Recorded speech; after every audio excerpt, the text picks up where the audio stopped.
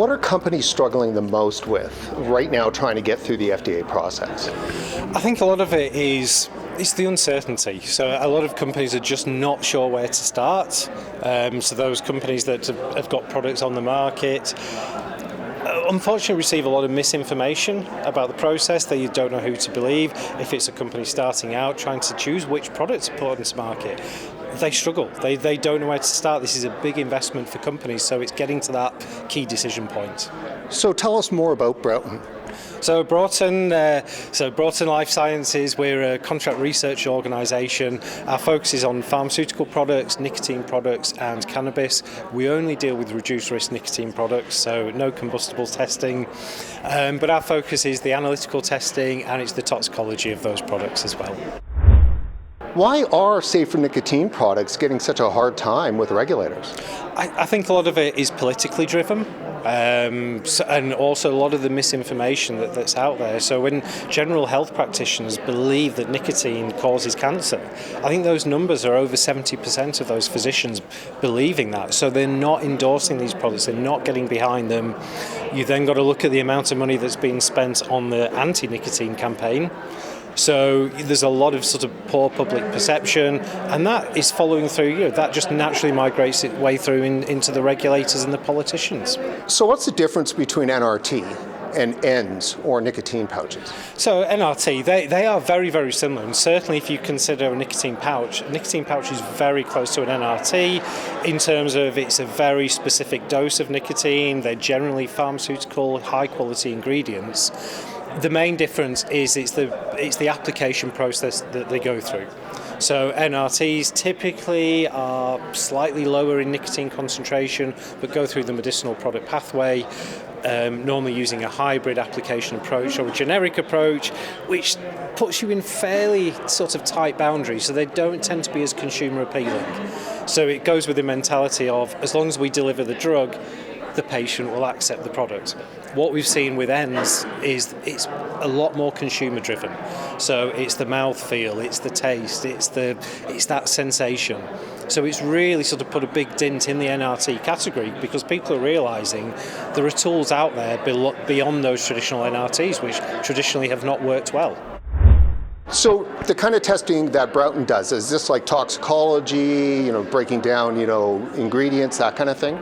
Yeah, so the primary testing we do is HPHT testing, so you're looking really for chemical markers within those products, the concentration of nicotine as well, because you need to demonstrate that nicotine is consistent.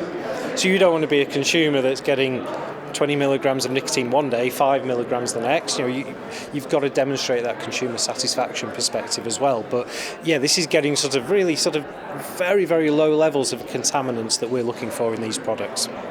Now, how hard is it to get a product through the PMTA process, and how much of that hangs on the testing? A significant amount hangs on the testing. FDA, certainly with pouches, that's one of their top priorities, but we see this with ends as well. Because not only now do FDA consider this from the chemical composition relative to traditional tobacco products, they're also looking within category. So they will compare that data to other products that have marketing authorizations. If you don't have the high quality data, they can't make those determinations, therefore can't make their APPH assessment and authorize the product. Now, is there a disparity between, say, how the FDA treats nicotine pouches versus ends? A disparity in the right terms, yes, because it is a higher risk product. So in my presentation I talked about the risk of putting sort of products onto the lung versus into the mouth, very different toxicological impact, and therefore yes, there are different standards that are applied, and there should be.